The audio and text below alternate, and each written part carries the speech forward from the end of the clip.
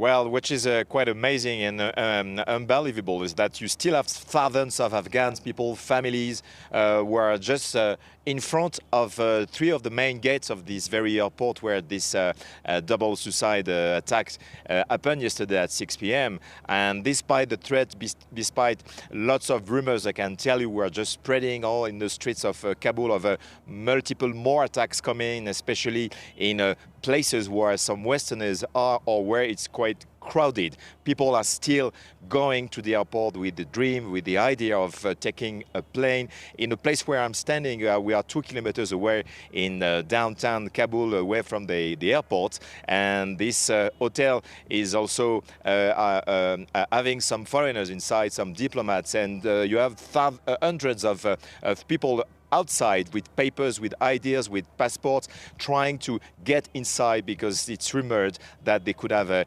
direct access through the people inside this hotel to the airport. So it looks it gives an idea of the desperation, the despair here in the mind of the people who just try to get out of the country. Regarding the evacuation and the logistics and the planes, it has been stopped obviously for security reasons during the night. We had some heavy fightings all the night, some artillery shelling from one side to another side. It looks like it was some factions of the ISIS fighting the Taliban, but this is not confirmed. But there were it was a very long night and very tense night here in Kabul. So the plane evacuations stopped. But now we have been seeing some planes, but we are not at all at the same level of rotation that we had in the past days. We see basically a plane every 30 minutes. And for example, in France,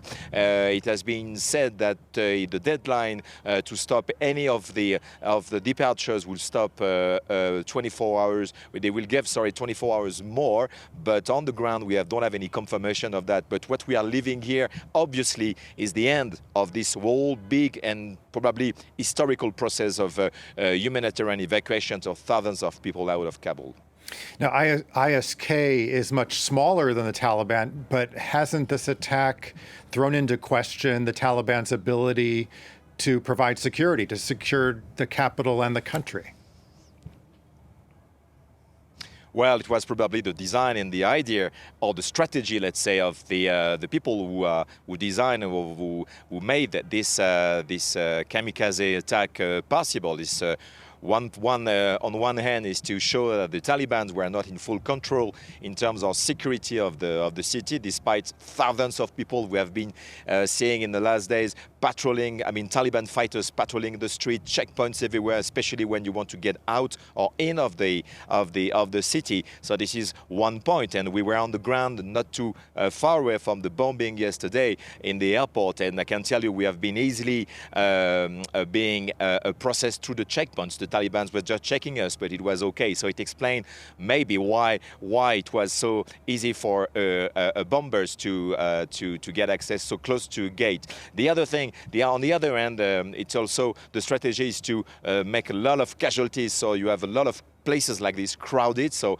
we will be having maybe a death toll of more than 100 people dead from the yesterday bombings, and also the casualties on the Western military side. It's a huge loss for the American army. We just have been seeing the ceremony of departures of the 13 bodies of the American soldiers who are going to be flown out of Kabul. So the impact is extremely important. So in this way, it was basically, I guess, the strategy of the ISIS, because we know now this is the ISIS bombing of the ISIS trying to make a blow to the Taliban in the way of they are not able to control the security in Kabul.